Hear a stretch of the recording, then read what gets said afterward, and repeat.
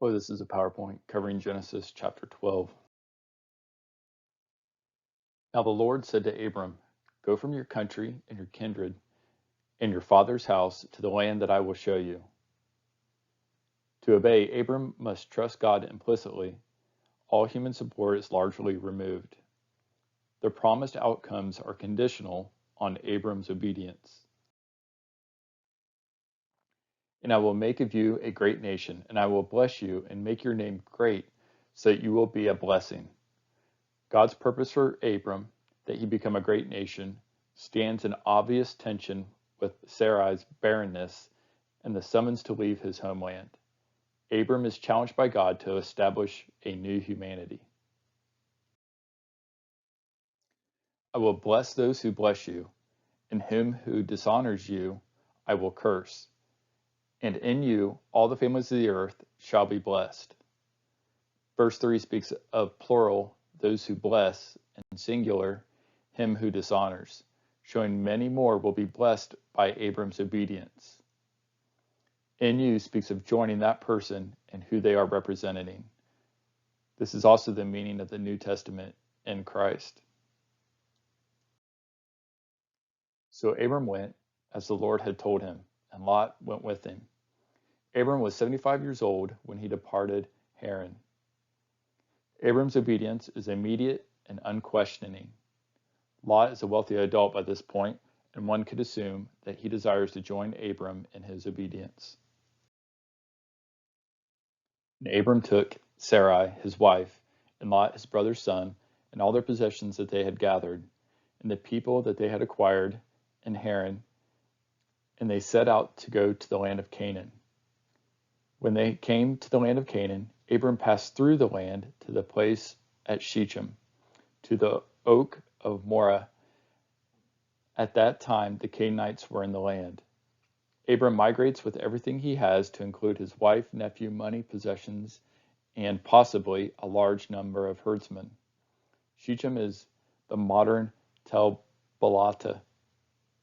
Abram likely settled this land since he had a large caravan with him, and the land was already occupied. Then the Lord appeared to Abram and said, "To your offspring I will give this land." So he built there an altar to the Lord who had appeared to him.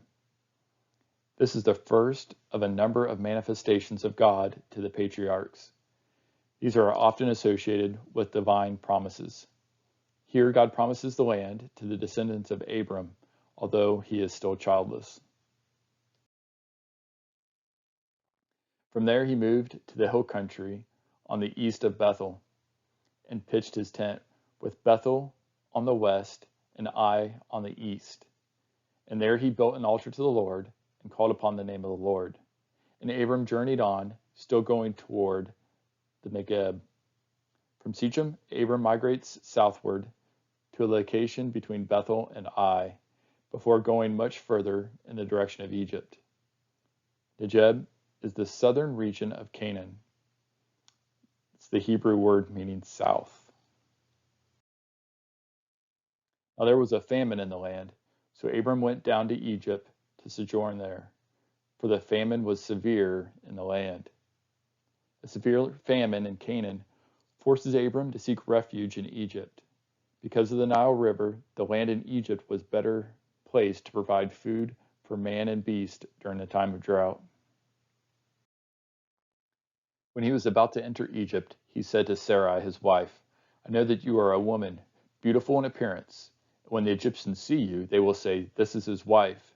Then they will kill me, but they will let you live. Say you are my sister, that it may go well with me because of you, and that my life may be spared for your sake." Abram devises a ruse based on a half-truth. Abram's selfish actions imply that he thinks God is unable to protect him. Yet when the plan backfires, it is the Lord who rescues him. When Abram entered Egypt, the Egyptians saw that the woman was very beautiful. And when the princes of Pharaoh saw her, they praised her to Pharaoh. And the woman was taken into Pharaoh's house. And for her sake he dealt well with Abram. And he had sheep, oxen, male donkeys, male servants, female donkeys, and camels. Pharaoh is the title given to the king of Egypt, not a personal name. Camels were a luxury at this point in history. Their listing here serves to point out Abram's wealth. But the Lord afflicted Pharaoh and his house with great plagues because of Sarai, Abram's wife. So Pharaoh called to Abram and said, "What is this that you have done to me? Why did you not tell me that she was your wife? Why did you say, 'She is my sister,' so that I took her for my wife? Now then, here is your wife. Take her and go." And Pharaoh gave men orders concerning him, and they sent him away with his wife and all that he had. Pharaoh's taking of Sarai brings divine punishment on him and his house. This event prefigures the exodus from Egypt, when God punishes another Pharaoh for his mistreatment of Abram's descendants.